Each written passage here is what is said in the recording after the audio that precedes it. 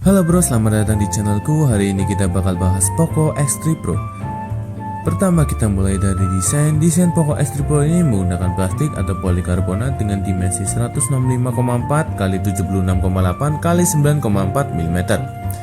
Beratnya di 215 gram. Lanjut, bodi Poco X3 Pro ini bersertifikasi IP53 atau tahan percikan. Sisi kanan kita bisa lihat ada tombol power plus fingerprint scanner dan volume up and down. Sisi atas ada speaker, mic, dan infrared blaster. Sisi kiri ada SIM tray hybrid, sayang sekali masih hybrid jadi tidak bisa 2 nano SIM plus 1 micro SD.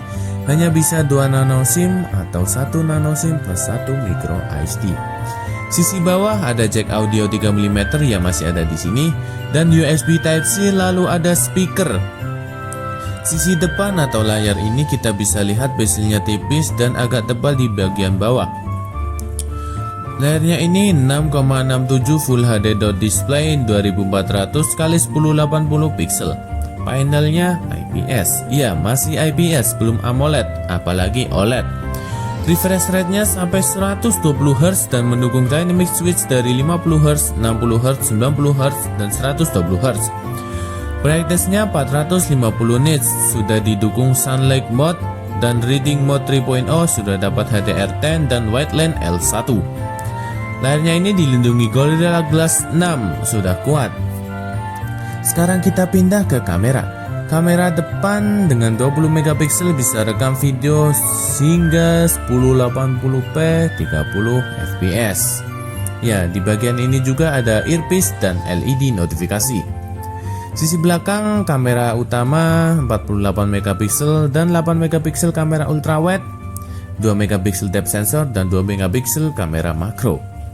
Kamera depan bisa rekam video sampai 4K 30 fps atau 1080p 60 fps. Sekarang waktunya kita masuk ke jeroan Poco X3 Pro.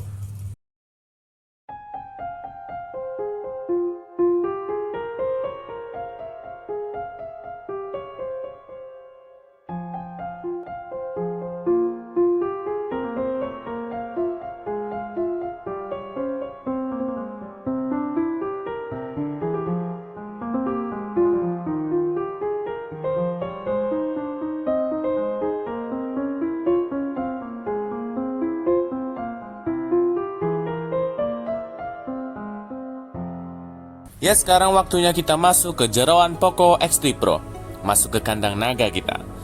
Poco X3 Pro ini menggunakan chipset atau SoC Snapdragon 860. Iya, nggak salah dengar, 860. Mari kita bedah Snapdragon 860 ini. Snapdragon 860 ini menggunakan CPU Kryo 485, GPU Adreno 640, DSP Hexagon 690, dan ISP Spectra 380.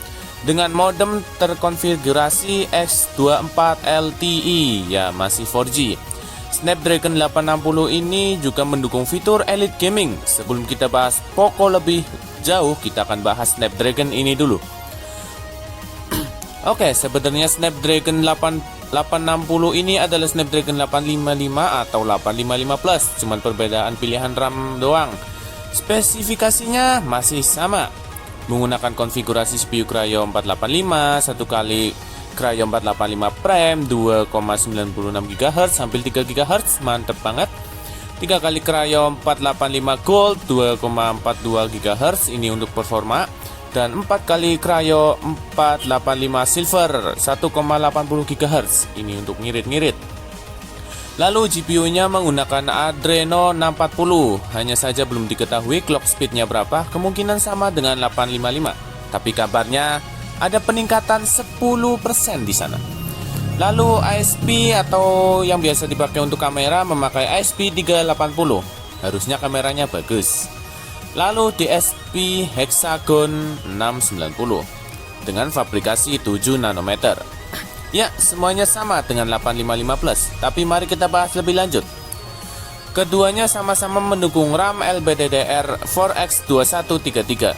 Bedanya yang 855 hanya mendukung kapasitas RAM hingga 12 GB, sementara 860 hingga 16 GB. Selanjutnya disebutkan bahwa Snapdragon 860 didukung tampilan di dual layar Full HD Plus dengan refresh rate 90 Hz secara bersamaan. Sementara 855 Plus cuma 60 Hz. Ya emang mirip banget ini 80 dengan 855 Plus. Lanjut kita ke performa dari Snapdragon 860. Kita bandingkan saja hasil dari benchmark yang bisa menunjukkan performa dari 860 ini sebagai test spec. Snapdragon 860 dengan RAM 8GB LPDDR4X. Kita lihat hasil benchmark dan sekalian kita bandingkan dengan SoC kelas menengah atas lainnya. Pertama kita lihat Antutu 8, ya jelas 860 masih jauh dengan 865. Itu chipset udah beda kelas. Tapi dengan skor segini yang hampir 500.000 dan bahkan udah melebihi kembarannya atau si 855 Plus, ini sudah mantap banget. Lanjut GFX Benchmark Chest of Screen 1080p, ya emang kembaran jajarannya terus, emang kembar ini 860 atau 855 Plus. Walaupun 860 sedikit di atasnya, tadi sudah saya bilang. Ada peningkatan clock speed sebesar 10%. Lalu dengan T-Rex of Screen 1080p ya kita lihat masih sama si kembar ini, ya emang performanya di kelas menengah atas, tapi kayaknya lebih ke atas karena dibandingkan dengan SoC kelas menengah lainnya terlalu jauh. Tapi sayangnya SoC ini dipasang di HP Poco X3 Pro yang kelasnya menengah. Jelas ini benar-benar mengambil pasar performa di saat HP menengah lain memakai SoC kelas menengah juga. HP ini dengan kelas menengah namun membawa SoC kelas atas dengan Snapdragon 800 seriesnya. Dan SoC Snapdragon ini mendukung fitur Elite Gaming. Oke, akan saya jelaskan kenapa kalau bahas gaming pasti kita menuju ke Snapdragon dan Snapdragon. Bukan karena cuma nama yang sangar, tapi karena Snapdragon Elite Gaming. Kita akan bahas di sini suatu teknologi atau sebuah rangkaian teknologi yang dibuat oleh Qualcomm untuk Snapdragon-nya. Untuk gaming jadi lebih nyaman dan luar biasa lancar, ya ini namanya Snapdragon Elite Gaming. Sebenarnya ini bukan fitur, namun Snapdragon ini membaginya sebagai sebuah kasta atau kelas pengguna. Snapdragon Elite Gaming ini diberikan fitur-fitur gaming yang khusus oleh Qualcomm. Kita akan bahas. Nah, fitur pertama adalah High Speed Gaming. Qualcomm itu bekerja sama dengan banyak pengembang game untuk menembus batas FPS dari game tersebut. Misal PUBG hanya bisa sampai berapa? 90 FPS. Qualcomm menguji coba hingga 120 FPS. Bahkan rekor ada suatu game diuji sampai 144 FPS. Lanjut ada True 10-bit HDR Game Rendering and Display. Ini membantu kita dalam bermain game dengan color 10-bit atau 10-bit. Hasil akhirnya adalah grafis dan warnanya akan lebih kaya dan mantap. Kemudian ada Game Smoother. Kalian pasti sering drop frame, ya nge-glitch atau terpatah-patah kecil gitu. Nah, fitur ini mengurangi glitch yang terjadi. Jadi kalau frame drop itu tidak berasa. Menurut Qualcomm, SoC-nya ini adalah SoC kelas atas dan mengusung kelas frame rate. Jadi kalau ada drop frame mulus, lancar, nggak ngedrop ngedropnya cuma sekali, pas jalan set langsung lancar lagi, tidak ngedrop banyak-banyak. Kemudian ada Game Color Plus, ini membuat game warnanya jadi lebih kencang dan tersaturasi. Jadi kalau ada cahaya mantap atau gimana, lebih jelas. Kemudian ada lagi namanya Adreno HDR Fast Blend. Ini digunakan untuk boosting scenes, intinya gambarnya akan lebih bagus saat cutscenes. Misal game Genshin, saya main Genshin. Saat ada cutscenes itu benar-benar berasa nonton film. Kemudian ada GPU driver atau GPU driver VGA-nya untuk SoC. Ya, ini adalah GPU driver yang sudah termasuk ke Elite Gaming. Jadi SoC Snapdragon itu bisa upgrade si GPU drivernya tanpa harus melewati update dari produsen atau dari HP-nya. Bisa upgrade driver dan mengoptimalkan performanya si SoC ini lewat Play Store. Langsung diupdate loh. Lanjut, lalu ada lagi ini masuknya ke fitur-fitur grafis yaitu Text Stop Forward Rendering. Ini membuat setiap tampilan scenes jadi lebih realistis. Kemudian ada Multiple Dynamic Lighting, pencahayaan jadi lebih dinamis, lebih mantap, lebih saturasi. Kemudian ada Multiple Dynamic Shadow, jadi bayangan lebih nyata. Kemudian ada Motion Blur dan Quality Planar Reflection. Lanjut, ini namanya Game Fast Loader. Ini mengurangi durasi game loading, jadi pas awal masuk game loading gak kelamaan, bisa 10% lebih cepat ketimbang SoC lain. Sebetulnya banyak fitur-fitur kecil lain di dalam SoC Elite Gaming ini, tapi tidak disebutkan oleh Qualcomm saat pendeskripsian. Tapi aslinya ada kalau kalian lihat langsung dan cek di dalam produk atau web masing-masing SoC. Nah, selanjutnya kita akan bahas SoC dari Qualcomm apa saja yang sudah memiliki Elite Gaming ini. Sebagai catatan, tidak semua SoC Qualcomm mendapatkan semua Elite Gaming. Tapi pada dasarnya Snapdragon 800 series itu memperoleh semua fitur atau pembawaan Elite Gaming ini pada masanya. Ya, nggak mungkin Snapdragon 845 contohnya mengikuti Elite Gaming 860 atau 865. Mungkin fiturnya sama, jenis juga sama Elite Gaming, namun versinya berbeda sesuai masanya. Gimana untuk Snapdragon di bawah 800 series? Nah, sebetulnya ada juga, namun tidak lengkap. Mari kita bahas. Kita mulai dari 720G. Ya, fitur Elite Gaming ini mulai dari 720G. 720G udah punya Elite Gaming, dia punya anti-cheat extension dan game fast loader, ada True HDR and adaptive audio. Lalu lanjut ke 730, sama ada True HDR Mobile Gaming yang tadi sama, Vulkan Graphics Driver yang membuat grafis jadi lebih hemat 20% hemat daya. Ya, mantap. Lalu lanjut ke 730G. Ya, kurang lebih fiturnya sama. Lalu ke 765G. Ya.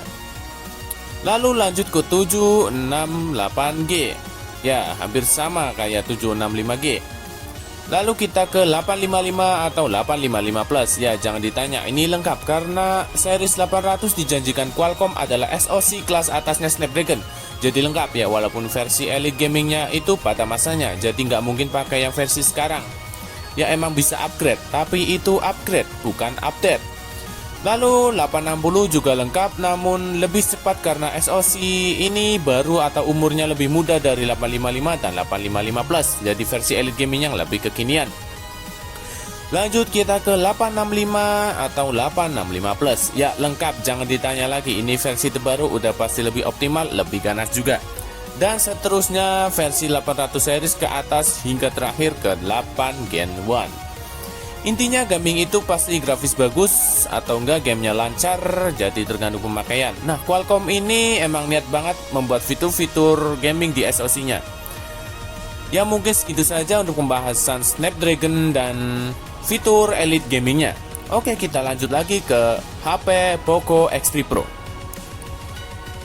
Oke, lanjut ke Poco X3 Pro, kita mulai dari sistem pendingin. Sistem pendingin Poco X3 Pro ini menggunakan Liquid Cool Technology 1.0 Plus. Sistemnya ini bukan meredam panas, tapi menyebarkan panas agar panas cepat keluar atau tertukar dengan suhu sekitar. Jadi chipset atau si HP-nya juga tidak begitu overheat. RAM-nya 8GB, internal 256GB. Ya, RAM-nya gede, internalnya juga gede. SoC kencang, baterai juga gede. Tadi RAM sudah dijelaskan pada saat penjelasan Snapdragon, ya ini RAM LPDDR4X2133.